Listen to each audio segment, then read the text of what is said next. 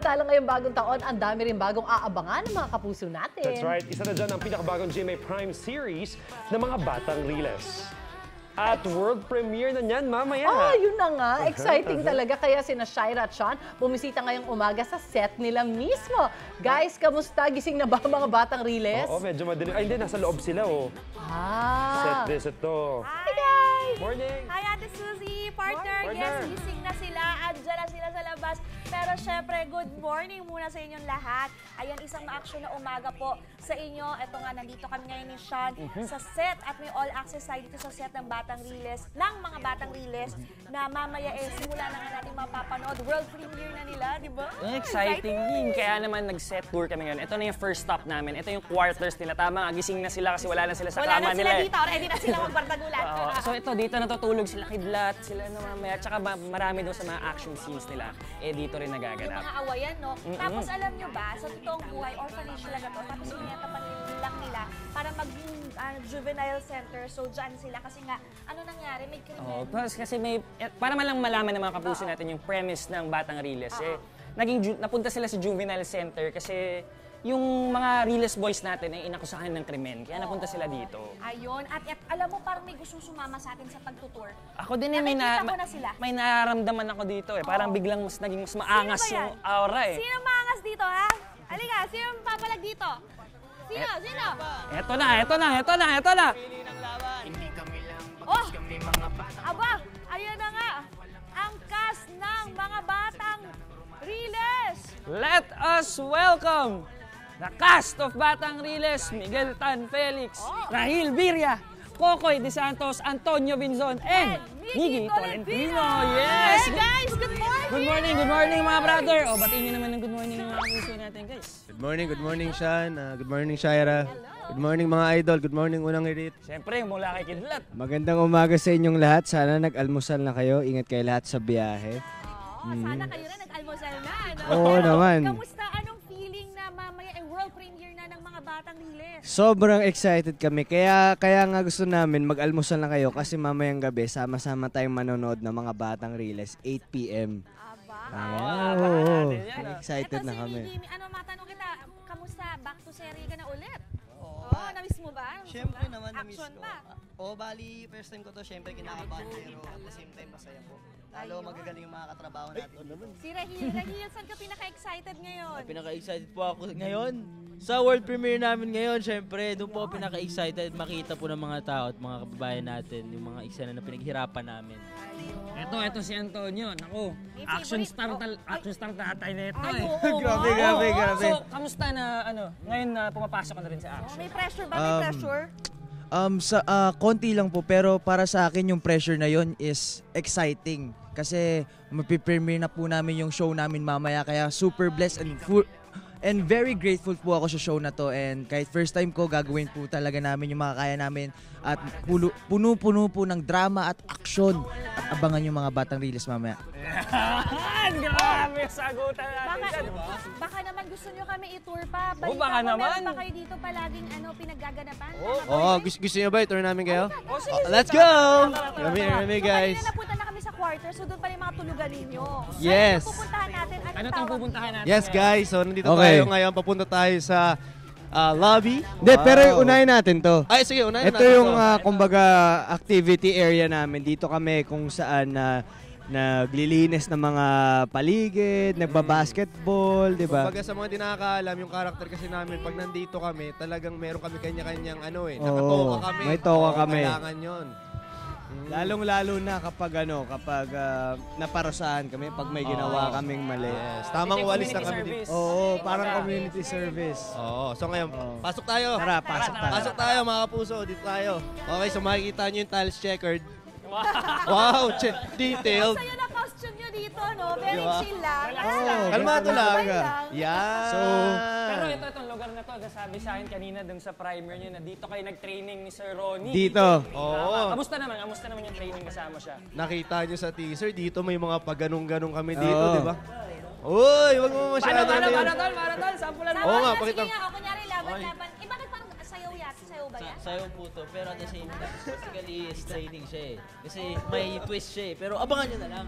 Oo, pero totoo may mga sayaw-sayaw kami dito, pero syempre wala namang hindi sense kung bakit namin ginagawa yun. Talagang sumasayaw kami kasi merong pinanggalingan yun kung bakit kami sumayaw. Action lang syempre, may mga ibang ba. Curious tuloy ako kung kaya ganyan-ganyan sayaw-sayaw. Ang kinalaman sa action yan, ano? Nakabisita na tayo sa quarters, tapos dito sa lobby. So, tanong ko lang, ano naman yung mga memorable scenes yun dito tsaka doon? Mga bisita natin so far. Siguro isa na yung tinuturuan kami ni Sir Ronnie dito, ni Maestro, kung paano makipaglaban. Kasi kung paano si Sir Ronnie sa totoong buhay, maestro talaga. Talagang gusto niya, disiplinado kami. Sa training pa lang namin, bago mag-start yung taping namin, talagang tinetrain niya kaming, hindi lang sa martial arts, kundi kung paano sa totoong buhay, paano yung respeto, disiplina. Tsaka naalala ko nung nag-take kami kahit cut na, talagang ginagabayan tayo. Parang ginugrouping siya pa kami. Parang hindi... Maestro talaga. Oo, at saka ayaw niya ng pare-pareho. Gusto niya talagang may kanya-kanya talaga. Galing naman. Na mataba. Galing. Nakaka-excite na makita at mapanood yan mamaya sa world premiere. Pero alam nyo guys, mamaya itutuloy pa natin ang ating sikat kasama ang mga nagkagapuhang cast ng mga batang Riles. So tutok lang kayo dyan sa inyong pambansang morning show kung saan laging unang hirit! Samantala mga kapuso, may mga bisita pa tayo ngayong umaga. Makakasama natin ang mga bida ng pinakabagong Kapuso Prime series na Mga Batang Riles. Live tayo sa set nila this morning at makiki-excite na dyan ang aking partner na si Shaira at si Sean. Hi guys! Tungkol saan ba tong Batang Riles? So tell us more. Aba? Seryoso kayo Kanina may hawak kayong arnis, tas mga ganyan. nakaupo na lang kayo dyan. Hi guys! Hello! Medyo seryoso kami ngayon, yes. Naka-sit Partner, okay, Ate Suzy, alam mo, maganda pa itanungin natin mismo dito sa mga Batang Riles kung tungkol saan nga ba itong show nila. Kasama natin ngayon si Miguel, si Rahil, si Kokoy, si Antonio, at si Miggy. Okay, Yes, Miguel!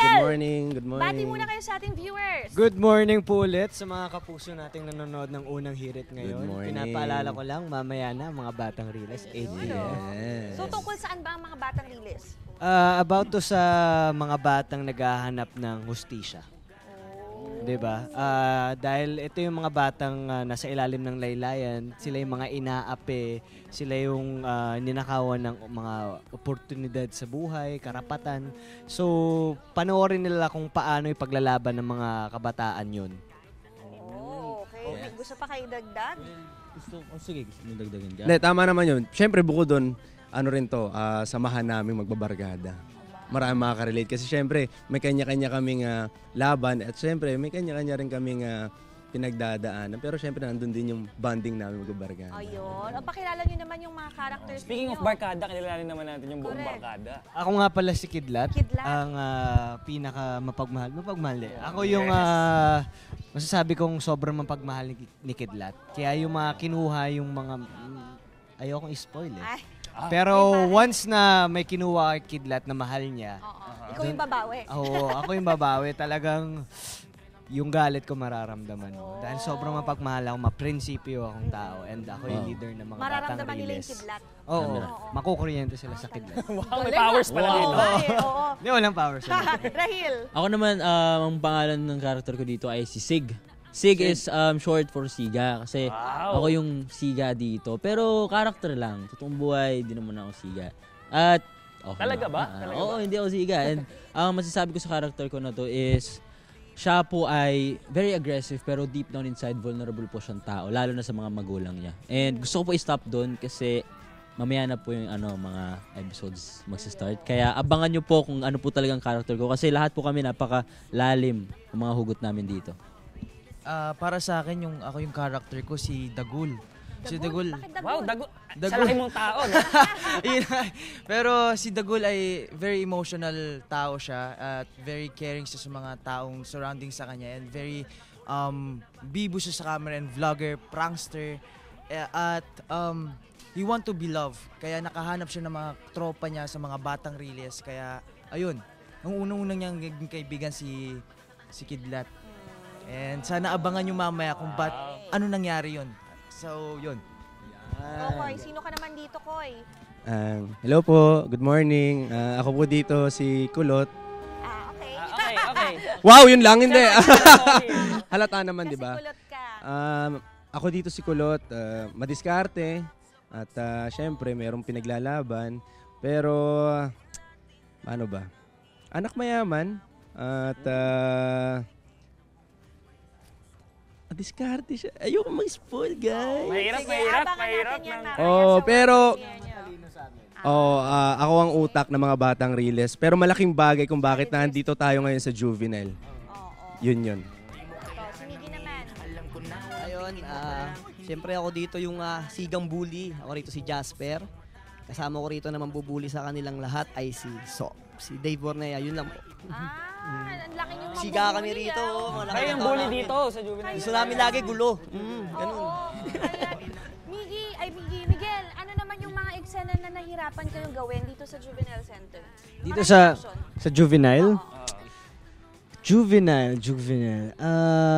Medyo may pagka-physically demanding din yung mga scenes namin dito sa Juvenile dahil kapag sumasapit ang dilim dito sa Juvenile, talagang nag-iiba yung...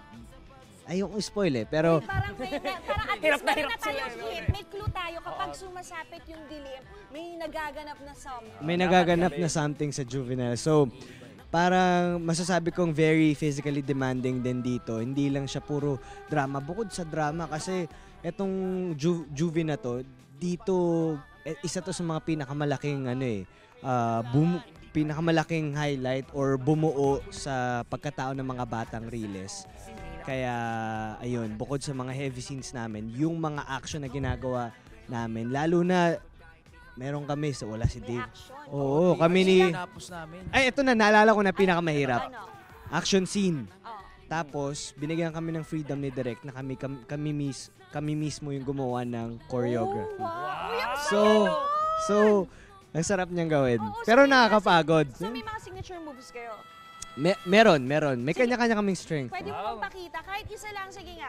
May Hindi. special skill, mga ulti. Hindi, sa akin kasi parkour eh.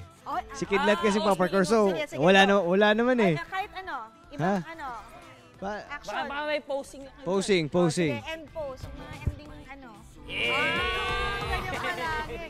Basic lang. Paano? Tayo kayo. Don't be shy. Paano?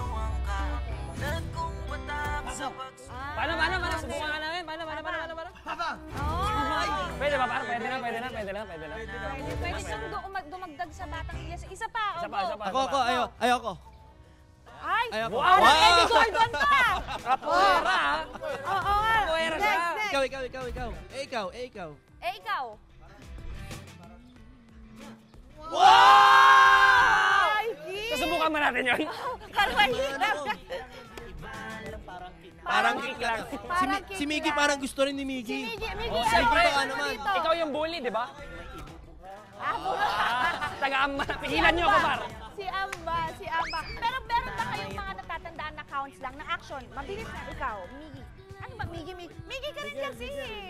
Miguel. Tinatawag ka ng mami mo na Miggy kasi pinapanood ko yung vlogs ng mami mo. Okay. May number. Okay, mabilis na. Mabilis. Sige. Combination na lang. Okay.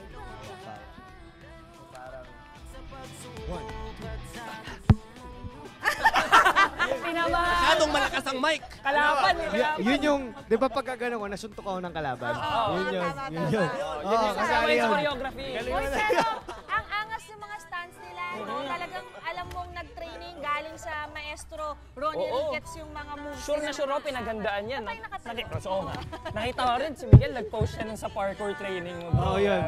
Yung isa yun sa mga pinagandaan ko talaga. Oo, isang imbita na lang para sa mga kapuso natin. Ito na nga mga kapuso, mapapanood nyo na ang aming pinaghirapan. Excited kami dahil binuhos namin yung luha, dugo at puso namin dito, pawis lahat. At sana magustuhan nyo, pinapaalala ko lang po, mamaya na yan, 8 p.m. sa GMA Prime, ang mga batang Riles. At ito na nga, nasa Riles ang tunay na action. Tatagulan na. So mga batang Riles, mamaya na po yan. Kaya naman for more all access like this po, tumutok lang kayo sa inyong pambansang morning show kung saan 25 taon nang lagi po ka sa serbisyo. Balita! At saya! Ulit! 1, 2, 3, go! kung saan 25 taong una ka sa balita, serbisyo at saya, unang hirit.